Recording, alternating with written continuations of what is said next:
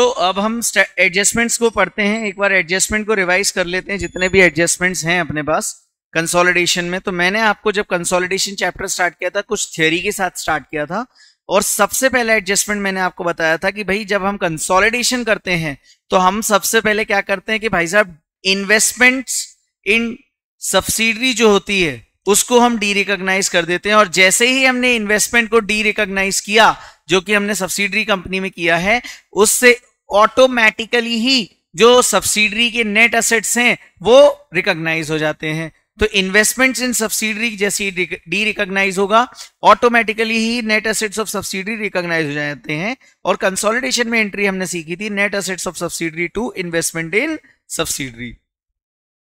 CBS हमेशा parents की books में बनता है। इसके बाद मैंने आपको सिखाया था अगला एडजस्टमेंट, जिसमें मैंने आपको बताया था कॉन्सेप्ट ऑफ गुडविल और गेन और बार्गेन परचेज। तो कॉन्सेप्ट ऑफ गुडविल और गेन और बार्गेन परचेज में मैंने आपको हमेशा बताया कि भाई net assets of subsidiary on the date of acquisition में से लेस करेंगे हम investment in subsidiary by parent company. साथ ही साथ हम लेस करेंगे अगर कोई नॉन कंट्रोलिंग इंटरेस्ट है। नॉन कंट्रोलिंग इंटरेस्ट दो मेथड से अपन ने कैलकुलेट करते हैं, एक तो होता है पीएसएनए, दूसरा होता है फेयर वैल्यू मेथड।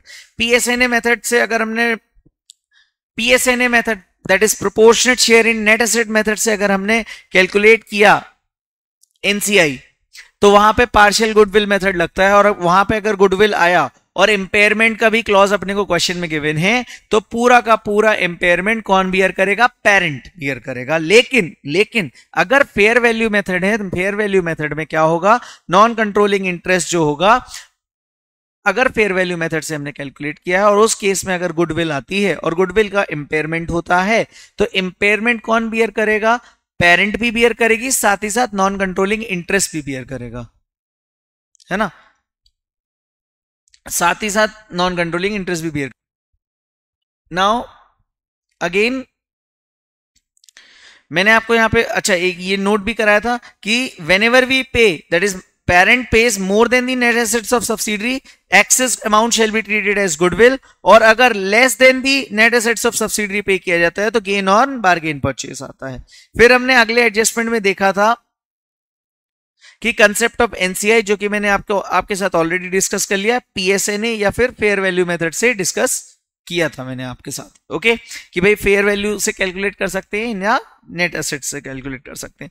फिर मैंने आपको एक ग्रोथ का कंसेप्ट समझाया, दैट इज प्री एक्विजिशन और पोस्ट एक्विजिशन के बारे में, कि भाई साहब जो डेट ऑफ एक्विजिशन तक का प्रॉफिट है, डेट ऑफ एक्विजिशन तक का प्रॉफिट है, उसको हम क्या बोलते हैं? Pre acquisition profit. और डेट ऑफ एक्विजिशन से ईयर एंड तक का जो प्रॉफिट होता है उसको हम बोलते हैं पोस्ट एक्विजिशन प्रॉफिट।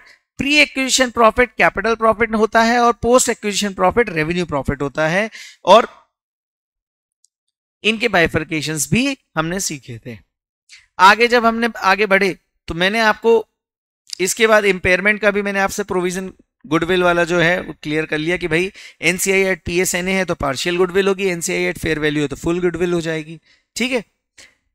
इसके बाद जब मैं आपसे आगे बढ़ा कंसेप्ट्स में, तो मैंने आपको पहले बताया कि कंसोलिडेशन के क्वेश्चंस में आपको क्या करना है दोस्तों? सबसे पहले हमारे 10 के 10 स्टेप्स ओपन कर लेने हैं। कौन से थे वो 10 स्टेप्स? तो सबसे पहला स्टेप होता है शेयर होल्डिंग पैटर्न। सेकंड क्या होता है हमारा? पीरियड ऑफ एक्विजिशन हम देखते हैं, उसमें हम देखते हैं कि प्री एक्विजिशन पीरियड कितना है, पोस्ट एक्विजिशन पीरियड कितना है। देन हम एनालिसिस ऑफ प्रॉफिट्स निकालते हैं। एनालिसिस ऑफ प्रॉफिट्स में हम जो रिटेन्ड अर्निंग्स है, दैट इज द P&L या रिजर्व्स एंड सरप्लस, उसको हम निकालते हैं कि भाई कितना प्री एक्विजिशन का है, कितना पोस्ट एक्विजिशन का है। उसके बाद मैंने आपको बताया कि फोर्थ स्टेप हमारा होता है ट्रीटमेंट ऑफ एडजस्टमेंट, जिसका रिवीजन अभी पेंडिंग है। फिफ्थ एडजस्टमेंट हमारा होता है statement of net assets of subsidiary limited as on the date of acquisition. Fifth के बाद आता है सिक्स्थ, कैलकुलेशन ऑफ गुडविल और gain on bargain purchase. Seventh step मैंने आपको बोला था कंसोलिडेशन की जनरल एंट्री। एट्थ स्टेप मैंने आपको बताया है कि non controlling interest. Ninth step हमारा होगा कंसोलिडेटेड अदर इक्विटीज, और 10th स्टेप होगा कंसोलिडेटेड बैलेंस शीट, ओके। फिर मैंने आपको एडजस्टमेंट सिखाया। सबसे पहला एडजस्टमेंट था इंटरकंपनी डेट। इंटरकंपनी डेट का मतलब होता है common debt, that is the contra item, कि मान लो पेरेंट ने कोई लोन्स एंड एडवांसेस दिए अपनी सब्सिडरी को, तो वहां पे लोन दिया, तो लोन्स एंड एडवांसेस क्या हो जाएगा पेरेंट के लिए जो उसने गिवन किया है, नॉन करेंट एसेट हो जाएगा, और जो सब्सिडरी है उसके लिए क्या हो जाएगा, नॉन करेंट लायबिलिटी हो जाएगी। सर इसको करना क्या है, तो मैंने आपको बताया था either amount payable and receivable within the group, then these items should be eliminated होंगे। तो अब वो समझना है कि अगर वो करंट एसेट है या नॉन करंट एसेट है। अगर नॉन करंट एसेट के केस में कोई कॉन्ट्रा आइटम है तो अपन क्या करेंगे, कोई भी long term borrowing to investment in subsidiary, और जो भी लॉस होगा वो कौन बियर करता है, ग्रुप बियर करता है, पूरा का पूरा लॉस ग्रुप बियर करेगा, और ग्रुप में पेरेंट कंपनी के जो P&L है उससे एडजस्ट हो जाएगा। लेकिन अगर मैंने आपको बताया था कि अगर यही केस करंट एसेट्स का है कि भाई साहब यहाँ पे ट्रेड रिसीवेबल है दिख रहे हैं और पेरेंट की बुक्स में, और सामने वाली की बुक्स में क्या दिख रहा है, ट्रेड रिसीवेबल, तो पहले तो देखो अमाउंट सेम है क्या, अमाउंट सेम है तो कोई दिक्कत ही नहीं है। लेकिन अगर अमाउंट में डिफरेंस आ रहा है तो इधर it should be difference due to cash in transit और गुड्स इन ट्रांजिट। आप कोई भी एक चीज ले सकते हो, और अगर क्वेश्चन में स्पेसिफिकली दिया है तो अपने को वही मानना पड़ेगा। यहां तक सीखने के बाद हम आगे बढ़े थे, और फिर मैंने आपको एक एडजस्टमेंट बताया था जो सबसे प्यारा एडजस्टमेंट होता है हमारे कंसोलिडेशन का, and that is in relation to dividend. Dividend के बारे में मैंने आपको पूरी एक कहानी बताई थी कि भाई साहब डिविडेंड क्या होता है, part of the profit. Dividend distribute कब होता है, डिविडेंड डिस्ट्रीब्यूट आप तब कर सकते हो, पहले तो आपको प्रीवियस ईयर के लॉसेस सेट ऑफ करने हैं, उसके बाद डेप्रीशिएशन राइट ऑफ कर दो, और फिर जो पार्ट बचा उससे आप डिविडेंड डिस्ट्रीब्यूट कर सकते हो। या फिर अगर आपके पास कोई प्रॉफिट नहीं है, स्टिल आपको डिविडेंड पे करना है, तो आपको section 123 of the companies act के हिसाब से कंप्लाई करना पड़ता है। 3 कंडीशन दी है, और उसके बाद आप अपने पास प्रॉफिट से डिविडेंड बांट सकते हो। फिर मैंने आपको बताया था कि डिविडेंड कैसे कैलकुलेट होता है, as a percentage of paid up share capital. हमारा फोकस यही रहता है कि भैया कोई भी डिविडेंड हो, डिक्लेयर है and paid by any company, should be ignored in consolidated balance sheet. Individual balance sheet given in the question is after the impact of dividend. मैंने आपको बताया था ना कि देखो सेपरेट फाइनेंशियल स्टेटमेंट्स के बेसिस के डेटा के बेसिस पे हम कंसोलिडेटेड फाइनेंशियल स्टेटमेंट बनाते हैं, और जब हमें dividend already declared and paid मालूम है तो ऑब्वियसली जो हम सेपरेट फाइनेंशियल स्टेटमेंट में P&L का बैलेंस देखेंगे वो आफ्टर इंपैक्ट ऑफ डिविडेंड दिखेगा, तो उसको हमें एलिमिनेट करना पड़ता है, बिकॉज इंड AS 110 क्या बोलता है कि dividend should not be part of it. तो हम क्या करते हैं, सीधे सीधे ये कर देते हैं कि भाई साहब dividend is already reduced from subsidiaries P&L balance in balance sheet. Such dividend is reduced by parent, but P was not a shareholder of subsidiary in previous year. Hence, P should reduce such dividend from the cost of investment. करना क्या है, simple आपको ये करना है कि आप सबसे पहले तो अमाउंट ऑफ डिविडेंड कैलकुलेट कर लो। अमाउंट ऑफ डिविडेंड कैलकुलेट करने के बाद जितना भी अमाउंट ऑफ डिविडेंड है उसको एड बैक कर दो। एड बैक करने के बाद उसको प्री और पोस्ट एक्विजिशन प्रॉफिट्स में बांट दो। साथ ही साथ जब कंसोलिडेटेड अदर इक्विटी आप बना रहे हो तो पेरेंट के शेयर से डिविडेंड वाला पेरेंट के P&L से डिविडेंड वाला जो एलिमेंट है उसको रिड्यूस कर दो, और एनसीआई का जो शेयर है डिविडेंड का उसको भी वहां से एनसीआई की प्रॉब्लम से रिड्यूस कर दो। मैंने आपको लॉजिक भी बताया था, AS 21 ऐसा नहीं करता था इस वजह से।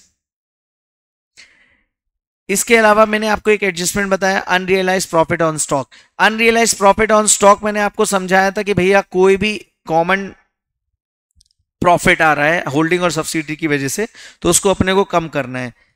क्या मैंने बताया था, तो मैं आपको एक चार्ट की समरी बता देता हूं। तो समरी मैंने आपको ऐसी कुछ बताई थी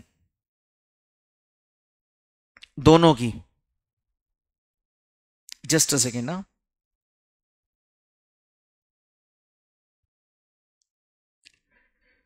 हाँ, मैंने आपको समरी कुछ ऐसी बताई थी कि भैया अगर मैं स्टॉक के बारे में बात करूं तो स्टॉक के बारे में 2 एडजस्टमेंट होते हैं, एक तो होता है अनरियलाइज्ड प्रॉफिट, एक होता है फेयर वैल्यू एडजस्टमेंट। सबसे पहले मैं आपको अनरियलाइज्ड प्रॉफिट बताया था, तो अनरियलाइज्ड प्रॉफिट में मैंने आपको क्या बताया था कि जो सेलर कंपनी है जो भी बेच रही है माल किसी दूसरी को, और अगर उनके बीच में क्या है होल्डिंग सब्सिडी की रिलेशनशिप है, तो sellers P&L debit to purchaser stock, और साथ ही साथ उसका डेफर्ड टैक्स का ट्रीटमेंट भी हमें इंपैक्ट करना पड़ेगा P&L से। तो हम क्या करेंगे, deferred tax asset account debit to sellers P&L। अब वो पेरेंट भी हो सकती है, सब्सिडरी भी हो सकती है, okay. But fair value adjustment में क्या देखना था, फेयर वैल्यू एडजस्टमेंट में हमें सिर्फ इतना देखना था कि क्या फेयर वैल्यू बढ़ी है या घटी है, मतलब अपवर्ड इंक्रीमेंट हुआ है या डाउनवर्ड इंक्रीमेंट हुआ है। अगर फेयर वैल्यू बढ़ गई तो stock account debit to subsidiaries P&L, और अगर फेयर वैल्यू कम हुई तो subsidiaries account debit to subsidiaries P&L to stock. Logic क्या था? अच्छा, ये फेयर वैल्यू जो एडजस्टमेंट है ऑन फेयर वैल्यू एडजस्टमेंट जो है वो सब्सिडरी की बुक्स में होगा।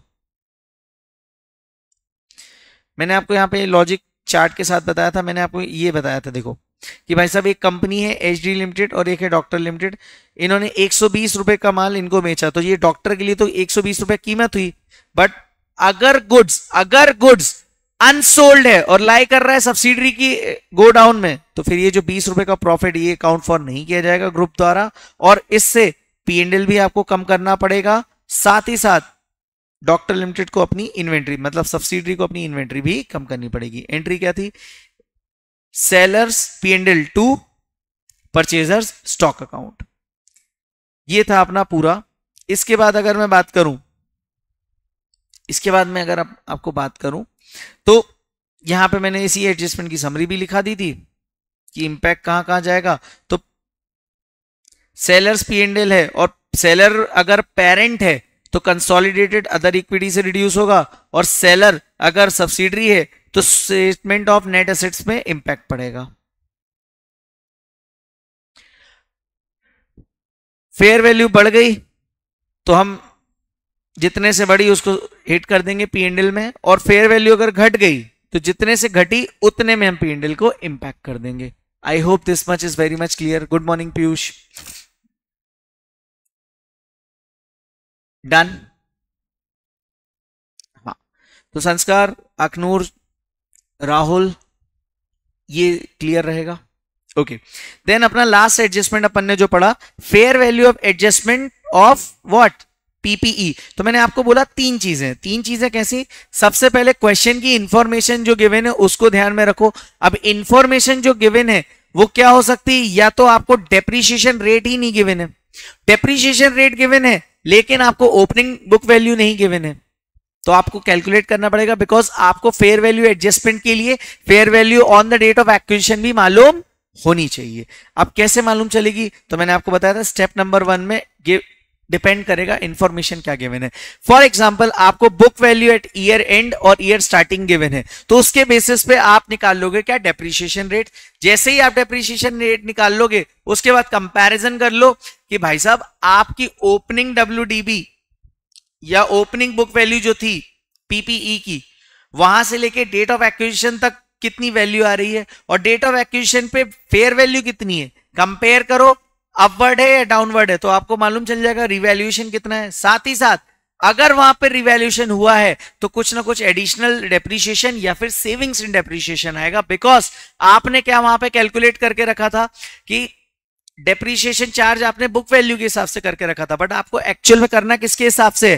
फेयर वैल्यू के हिसाब से। तो फेयर वैल्यू के हिसाब से आप एडिशनल डेप्रीशिएशन वहां पे कैलकुलेट करोगे और क्या लिखोगे? Depreciation charge in post period less depreciation should be chargeable in the post period. याद रहेगा। देन मैंने आपको बोला था कि स्टेप नंबर 1 में अगर आपको डेप्रीशिएशन रेट गिवन है लेकिन आपको क्या गिवन नहीं है? ओपनिंग बुक वैल्यू, तो आप क्या करोगे? आप simply book value at year end divide by 100 less depreciation percentage, जो भी आएगा वो आपकी हो जाएगी opening WDV, opening book value, sorry opening book value से आप वापस से सेम स्टेप नंबर 2 और 3 सेम ही रहेंगे। तो I hope this is very much clear. और पिछले 15 से 10 मिनट में हमने पूरे कंसोलिडेशन के एडजस्टमेंट रिवाइज कर लिए। अब हम आते हैं फुल फ्लेश कंसोलिडेशन के क्वेश्चन पर।